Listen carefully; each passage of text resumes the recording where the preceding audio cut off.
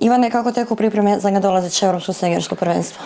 Pa pripreme su bile odlične, imali smo pripreme, evo prije tjedan dana smo se vratili iz Egipta sa reprezentacijama Egipta, Turske, prije toga smo bili u Čačku sa reprezentacijom Srbije i Francuske, tako da smo odradili jedan dobar pripremni period pred Europsko prvenstvo. Evo ovaj tjedan idemo još na završne pripreme za vikend u Sveti Martin i to će biti, mislim, sasvim dovoljno za Europsko prvenstvo.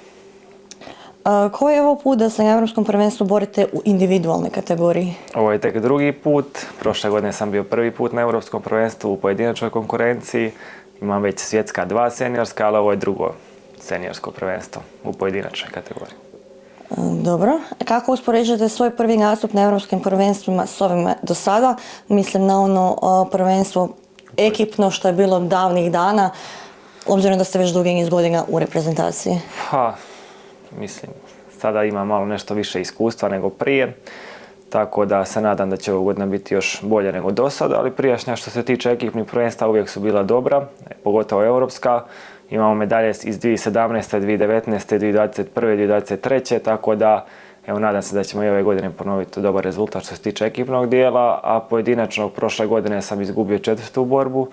S obzirom na ozljede i sve nije bilo tako loše, ove godine su me ozljede poštedile i nadam se da će biti još bolji rezultat nego prošle godine. Kako je vaše iskustvo s prethodnih natjecanja utjecalo na vaš pristup i motivaciju za ovogodišnje Europsko prvenstvo, posebno s obzirom da ste se kvalificirali i u individualnoj i u ekipnoj konkurenciji? Pa svako iskustvo dobro dođe, svako natjecanje možemo naučiti nešto novo, tako da sigurno da sam za jedno iskustvo bogatiji nego prošle godine i ove godine je bilo čak nešto i više turnira nego prošle godine na kojima sam natjecao, tako da mogu reći da se sigurnije osjećam nego prošle i prethodnih godina pred Europsko prvenstvo. A kako ocjenjujete konkurenciju u vašoj kategoriji? Pa, izrazito jako. Ima tu 10-15 ljudi koji svakoga može pobijediti, znači samo će nijedan se odlučivati, tako da evo, nemam nekog favorita u kategoriji, ali svi su mladi, podjednaki su i svi su baš željni dokazivanja. S kojim biste vi rezultatom bili zadovoljni u pojedinačnoj kategoriji? Pa, samo medalja. Dobro. A što očekujete od nastupa u ekipnoj konkurenciji? Pa isto također ekipno očekujem da ćemo osvojiti medalju. Sad nije bitno kojeg sjaja, ali mislim da smo dovoljno spremni i iskusni da na domaćem terenu osvojimo medalju još jednom.